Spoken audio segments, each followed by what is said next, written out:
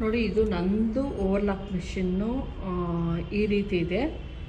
ಇದಕ್ಕೆ ನಾನು ಮೊದಲು ಬಂದು ಸ್ಟ್ಯಾಂಡ್ ಅಷ್ಟೇ ಇಲ್ಲಿ ಫಿಕ್ಸ್ ಮಾಡ್ಕೊಂಡಿದ್ದೆ, ನೋಡ್ತಾ ಇರ್ಬೋದು. ಮೋಟಾರ್ ಜಾಸ್ತಿ ಫಾಸ್ಟಾಗಿ ಓಡುತ್ತೆ ಅನ್ನೋ ಕಾರಣಕ್ಕೆ ನಾನು ಸ್ಟ್ಯಾಂಡನ್ನು ತೆಗೆದುಕೊಂಡೆ. ಇದು ಈಗ ಪದ್ದು ಕೂಡ ಸೇಮ್ ಬ್ರ್ಯಾಂಡು ನೋಡ್ತಾ ಇರ್ಬೋದು ತೊಗೊಂಡಿದ್ದಾಳೆ. ಇದು ಏನು ಅಂತ ಅಂದರೆ ಮೋಟಾರ್ ಬಂದು ನೋಡಿ ಡರ್ಬಿ ಹಾಕ್ಕೊಟ್ಟಿದ್ದಾರೆ. ತುಂಬ ಸ್ವಲ್ಪ ಪವರ್ ಇರೋಂಥದ್ದೇ ಮೋಟಾರು.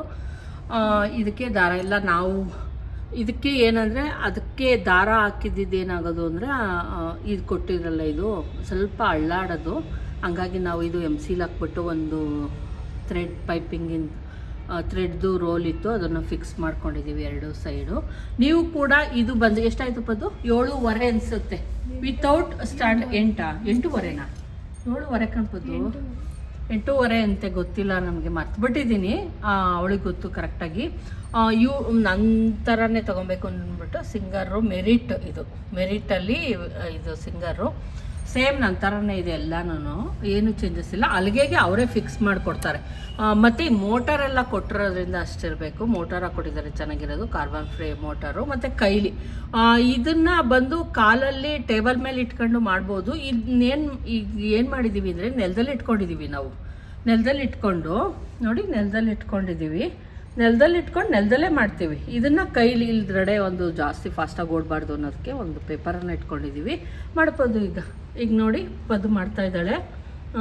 ಅವಳು ಏನಕ್ಕೆ ಇಲ್ಲಿ ತಂದಿಟ್ಟಿದ್ದಾಳೆ ಅಂದರೆ ಅವಳಿಗೆ ಒಂದು ಸ್ವಲ್ಪ ಫಾಸ್ಟಾಗಿ ಓಡೋದ್ರಿಂದ ಭಯ ಆಗ್ತಿತ್ತು. ಇಲ್ಲಿದ್ದರೆ ಒಂದು ಸ್ವಲ್ಪ ಹಂಗಲ್ಲ, ಒಂದು ಸ್ವಲ್ಪ ರೂಢಿ ಆಗಲಿ ಅಂದ್ಬಿಟ್ಟು ತಂದಿಲ್ಲಿ ಇಟ್ಟಿದ್ಲು. ಅವ್ರ ಮನೆಯಿಂದ ತಂದಿಟ್ಟಿದ್ಲು.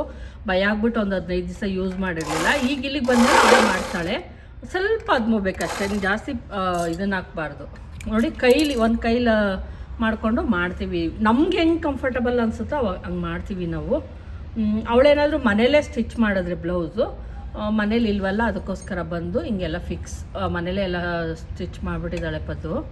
ಇಲ್ಲಿ ಬಂದು ಮಾಡ್ಕೊತಾಳೆ. ತುಂಬಾ ಈಸಿ. ಮೊದಲು ಸೆಟ್ ಮಾಡ್ಕೊಬೇಕು. ನೀವು ಕರೆಕ್ಟಾಗಿ ಸೆಟ್ ಮಾಡಿಕೊಂಡ್ರೆ ನೀವು ಕೈಲೇ ಮಾಡ್ಕೊಳ್ಳಿ. ಹೇಳ್ಬೇಕು ಅಂದರೆ ಕಾಲಲ್ಲಂದರೆ ತುಂಬ ಇದನ್ನ ಹಾಕ್ಬಿಡ್ತೀವಿ, ಪ್ರೆಷರ್ ಹಾಕ್ತೀವಿ. ಹಂಗಾಗಿ ನೀವು ಕೈಲಿ ಮಾಡ್ಕೊಂಡಾಗ ಒಂದು ಸ್ವಲ್ಪನೇ ಸೆಟ್ ಮಾಡ್ಕೊಳ್ಳಿ. ಫಸ್ಟು ಸೆಟ್ ಮಾಡಿಕೊಂಡು ಹಿಂಗೆ ಮಾಡ್ತಾ ಹೋಗಿ, ಅವಾಗೇನಾಗುತ್ತೆ ನೀಟಾಗಿ ಬರುತ್ತೆ. ನಾನು ಪದ್ದುಗೆ ಹೇಳಿದ್ದೀನಿ ನೆಲದಲ್ಲೇ ಇಟ್ಕೊಪದ್ದು, ಹಿಂಗೆ ಮಾಡ್ಕೊ ಅಂತ. ಮೇಲೆ ಇಟ್ಕೊಂಡಾಗ ಏನಂದರೆ ಅದಕ್ಕೊಂದು ಸ್ಟ್ಯಾಂಡ್ ಬೇಕು, ಎಲ್ಲ ಬೇಕು. ನೆಲದಲ್ಲಾದರೆ ಏನೂ ಬೇಕಾಗಿಲ್ಲ. ನೋಡಿ, ನೀವು ಯಾರಾದರೂ ತೊಗೊಳಂಗಿದ್ರೆ ಯೂಸ್ ಆಗಲಿ ಅನ್ನೋ ಕಾರಣಕ್ಕೆ ಇದನ್ನು ತೋರಿಸ್ದೆ ಅಷ್ಟೇ ನಾನು. ಪದ್ದುಗಂತೂ ಕರೆಂಟು ಅಂದರೆ ತುಂಬಾ ಭಯ ಅವಳಿಗೆ. ಹಂಗಾಗಿ ಸ್ವಲ್ಪ ಸೈಡ್ ಮಾಡ್ತೀಯಾ, ತೋಳು ಎಲ್ಲ ಆದಮೇಲೆ ಮಾಡಿದ್ಲು. ಇದನ್ನು ಕಟ್ ಮಾಡ್ತೀವಿ. ಸ್ವಲ್ಪ ಒಂದು 1/2 ಇಂಚು 3/4 ಇಂಚು ಬಿಟ್ಬಿಟ್ಟು ಇದು ಮಾಡ್ಕೊಂಡು ಸೈಡ್ ಮಾಡ್ದೆ. ಆಲ್ರೆಡಿ ಸೈಡೆಲ್ಲ ಮಾಡ್ಕೊಂಡಿದ್ದಾಳೆ.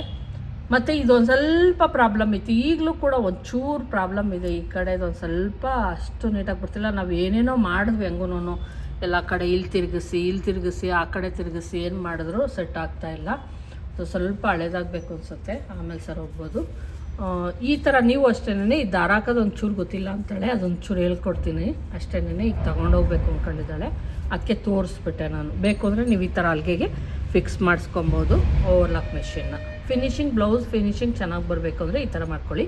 ಮತ್ತು ಇನ್ನೊಂದು ಹೇಳಬೇಕು, ಈ ಥರ ಎರಡೂ ಸೈಡಲ್ಲಿ ಇದನ್ನು ಮಾತ್ರ ಸ್ಟ್ಯಾಂಡ್ ಮೇಲೆ ಮಾಡ್ಕೊಳ್ಳಿ. ಈ ಕಡೆ ಸೈಡು ಆ ಕಡೆ ಸೈಡು ಇರೋದನ್ನು ಏನು ನೀವು ಅಲ್ಲಿಗೆ ತೊಗೊತೀರೋ ಅಲ್ಲಿಗೆ ಫಿಕ್ಸ್ ಮಾಡ್ಕೊಳ್ಳಿ. ನಾನು ಅಷ್ಟೇ.